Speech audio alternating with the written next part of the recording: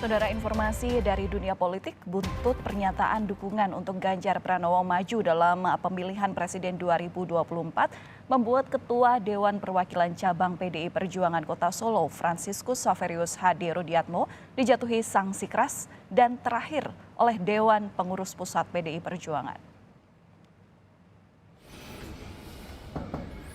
Rudi dinyatakan melanggar aturan partai setelah diklarifikasi soal dukungan Ganjar siap nyapres di kantor DPP PDIP di Menteng, Jakarta Pusat. Ketua DPP PDIP Bidang Kehormatan Komarudin Watubun menyatakan Ketua DPC PDIP Solo itu melanggar kewenangan Ketua Umum Megawati Soekarno Putri terkait penentuan capres dan cawapres. Rudi dijatuhi sanksi peringatan keras dan yang terakhir.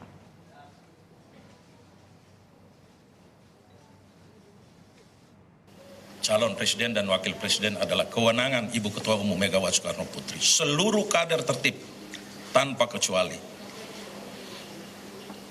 Karena Pak Rudi ini adalah kader senior, maka tentu sanksi juga harus lebih berat.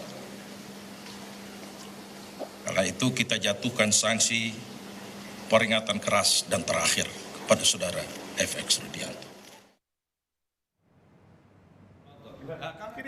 Sementara itu, Gubernur Jawa Tengah Ganjar Pranowo menilai pemberian sanksi keras terhadap mantan Wali Kota Solo Hadi Rudiatmo merupakan sesuatu yang baik agar partai semakin kompak.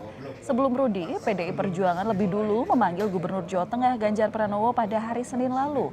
Usai diklarifikasi, Ganjar dijatuhi sanksi teguran tertulis terkait pernyataannya untuk siap menjadi calon presiden 2024. Ganjar langsung menerima sanksi teguran tertulis dan menyebut penunjukan capres adalah kewenangan dari Ketua Umum Megawati Soekarno Putri.